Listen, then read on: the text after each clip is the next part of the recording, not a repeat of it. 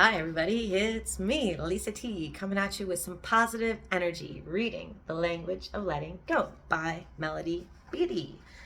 So we are reading November 9th, Accepting Love. Oh my God, this is going to be so good. I recognized this just like maybe 2 months ago that I have a blockage at accepting love. I knew that I had trouble like accepting compliments and stuff, but I recognized I love scared me. And I didn't know it was scaring me. I just knew I was blocking it in some way. And what I recognized after digging into it was that I had a fear about it because of childhood trauma. And if hardcore love is there, its next step is pain. That's what my messaging was as a child. So I've been unraveling that and working through that. So I'm so excited to read this. Okay.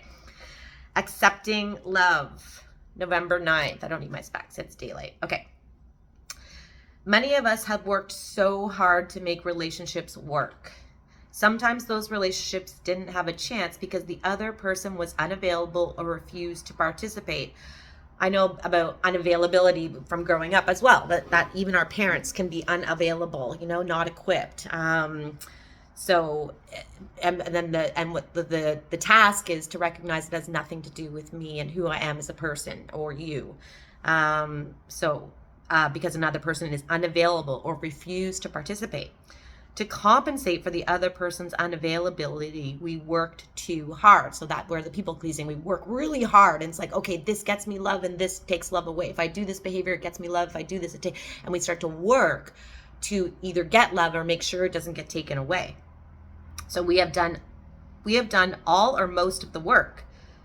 We've worked too hard and done all or most of the work. This may mask the situation for a while, but we usually get tired. That's exhausting. It's exhausting being a people pleaser. I'll tell you that for sure.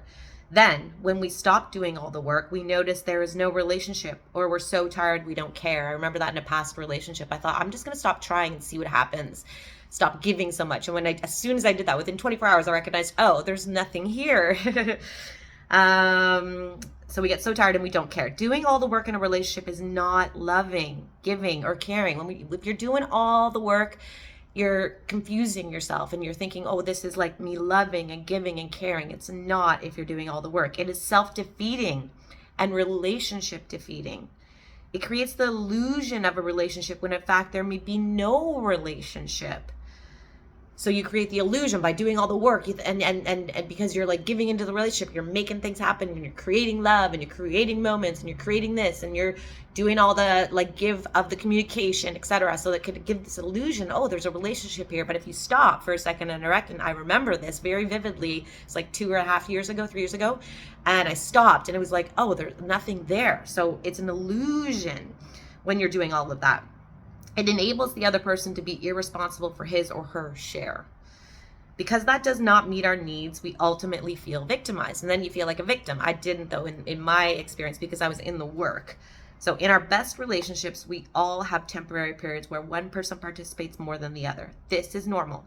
But as a permanent way of participating in relationships, it leaves us feeling tired, worn out, needy, and angry.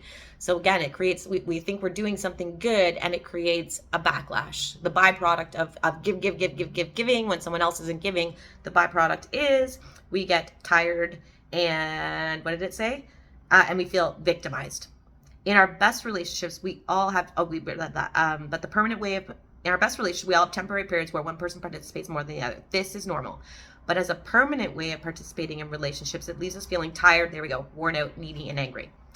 We can learn to participate a reasonable amount. We can learn, it's all learning, a reasonable amount. Then let the relationship find its own life. This gets into controlling. If we're doing all of those things, we're trying to control how the situation is unfolding instead of letting life unfold and letting the natural course unfold. So the relationship will find its own life. Are we doing all the calling? Are we doing all the initiating? Are we doing all the giving? These are questions. This is an investigation. Life is about an investigation. A self-healing journey, I should say, is an investigation. So ask these questions. Are we doing all the initiating? Are we doing all the giving? Are we the one talking about feelings and striving for intimacy? Ask yourself these questions. Are we doing all the waiting, the hoping, and the work? we can let go. You can let go. That sounds exhausting, doesn't it? Like, let go and relax and let it all unfold. If the relationship is meant to be, it will be, and it will become what it's meant to be. We do not help that process by trying to control it. We do not help ourselves, the other person, or the relationship by trying to force it or by doing all the work. You're not helping any situation by doing all that. So let it be. Let it be. Wait and see. Stop worrying about making it happen. Stop worrying about making it happen. See what happens and strive to understand if that is what you want. Here's your prayer for today.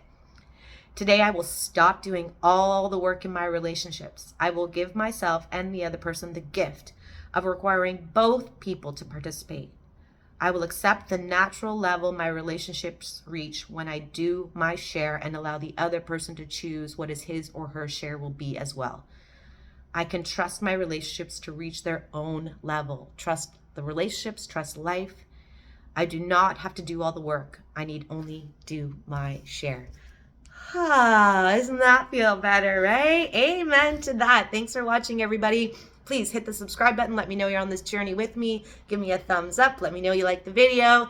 And let me know this is helping you in some way. Have a great day. Relaxing, letting go, letting it be, and letting life unfold as it should. Namaste.